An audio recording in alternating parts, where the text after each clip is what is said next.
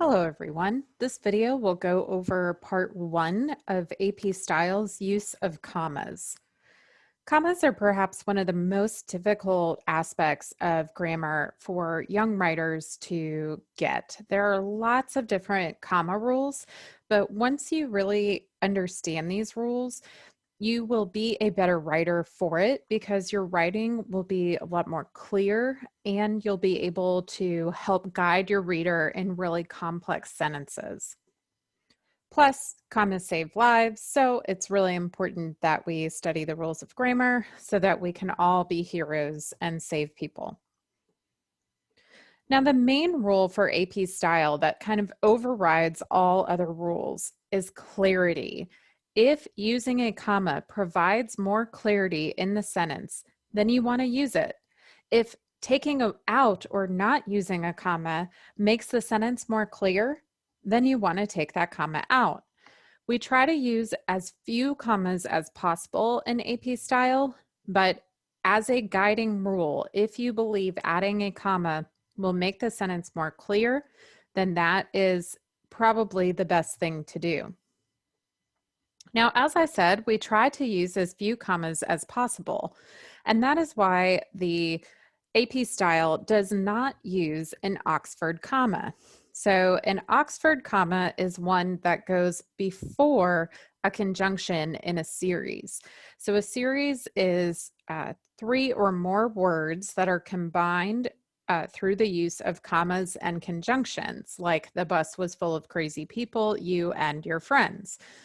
And so Oxfords are the ones that are placed before the conjunction, but in AP style, we do not use a comma before the conjunction. So if you are writing for English or other types of writing, you are likely using Oxford commas. Make sure you are not using Oxford commas for AP style. This is perhaps the thing that is missed most on AP style quizzes because we are so used to writing Oxford commas. So here's an example of not using the Oxford comma, the correct AP style. The flag's colors are red, white, and blue. You'll notice there is no comma between the word white and because we don't put a comma before the conjunction in AP style. But of course, we have exceptions to this. When you have a series, you need to make clear whether it's a series or whether you're offsetting a non-essential clause. So a lot of times when you're writing a series and you don't want to make it seem like a non-essential clause, then you will put a comma before the conjunction. Here's an example.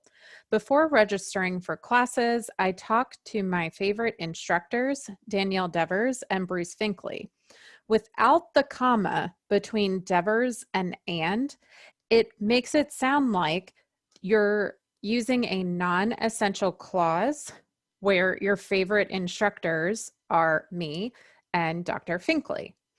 But if you add a comma between Devers and, now you've made this a series.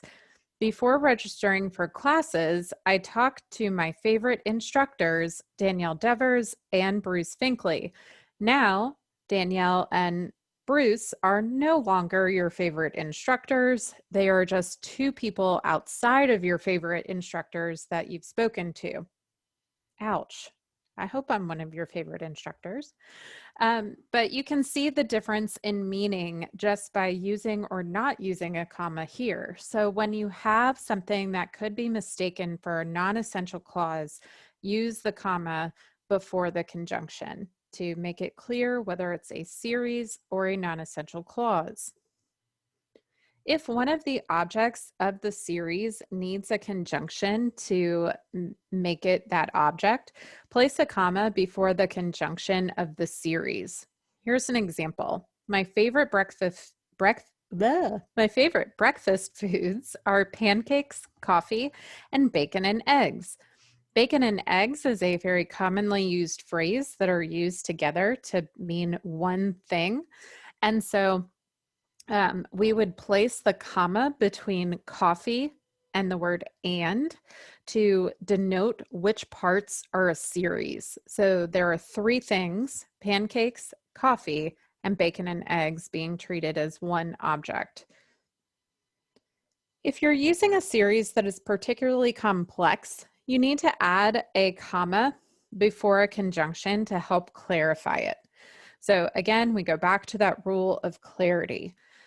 This usually happens when you're using multiple prepositional phrases or non-essential clauses within a series. The example provided from your textbook is: the main points to consider are whether the athletes are skillful enough to compete, whether they have the stamina to endure the training, and whether they have the proper mental attitude. So because the prepositional phrases, non-essential clauses here are much longer, placing the commas between training and allows the reader to know that there is a stop point there. They can pause and take in that third point. We also use commas when we have more than one adjective describing a noun. If two adjectives are being used and you could place "and" between them without changing the meaning, then you would use a comma to separate them. A dark, stormy night. We could also say a dark and stormy night, but the comma allows us to be a little more brief in our writing, a little more concise. And so we would take out the word and replace it with a comma there. Thoughtful, precise response. Thoughtful and precise response. That means these two adjectives are equal, and therefore we would place a comma between them. However, if there's an adjective before a noun that is part of the noun, you will not use a comma to offset it and another adjective. So a brown fur coat, we wouldn't take away fur from the word coat because it's part of the noun. So therefore we really only have one true adjective here. The other is really more of a descriptor for coat that relies on coat relies on fur for its complete meaning. So we would not say brown and fur coat. We would say brown fur coat. And so therefore we would not use a comma here. Non-essential clauses and phrases, which we've covered in previous AP lessons, are set off by commas. So the class instructor, Danielle Devers, loves Disney World, a theme park in Florida. So here we have two non-essential clauses and phrases. The first is my name, because I'm the only instructor in the class, so therefore adding my name does not add anything to the meaning of the sentence. And then theme park in Florida is another non-essential phrase because it just describes what Disney World is in further detail, but doesn't change the meaning of the sentence. So therefore, we're going to offset Danielle Devers and a theme park in Florida with commas. Introductory clauses and phrases are also set off by commas. When she gets sad is an introductory clause because you have a preposition and then a phrase, and it's set at the beginning of the sentence. So when she gets sad, she thinks about all the fun she'll have on her next Disney trip. So we have offset the introductory phrase with a comma to separate it from the independent clause of she thinks about all the fun she'll have on her next Disney trip. You can omit a comma if the introductory clause is less than 3 words or 3 words or less, and you really don't need the comma for clarity. So during the night, he heard many noises. There's really not a reason to put a comma here because it doesn't really change the meaning of the sentence at all. But in the second example, on the street, the curious gathered, you really need the reader to pause there to fully understand what the noun and verb are in the independent clause, because it could get kind of confusing without that pause. On the street, the curious gathered, you know, it could get confusing as you're reading it. So I would offset that with a comma as an introductory clause. Conjunctions like and, but, or for are used to link two independent clauses, and when they are used in that way, you need to put a comma before the conjunction. So any regular sentence, if you'll look at the bottom sentence, as an example, she dances and she sings. There are two independent clauses or two complete sentences there that are linked by a conjunction. So therefore we would put a comma before the and. Same with the day was sunny. So the family went on a hike. So the day was sunny is a sentence. The family went on a hike is a sentence. They are combined by the conjunction so, and you would put a comma before so. If both clauses have a subject, you'll likely need a comma before the conjunction. Disney World is her favorite place to visit, but she likes to go hiking too. So here we have the subject of Disney World in the first sentence. We have the subject of she in the second sentence. That denotes that it's likely two independent clauses being linked by a conjunction. So we would put a comma before but.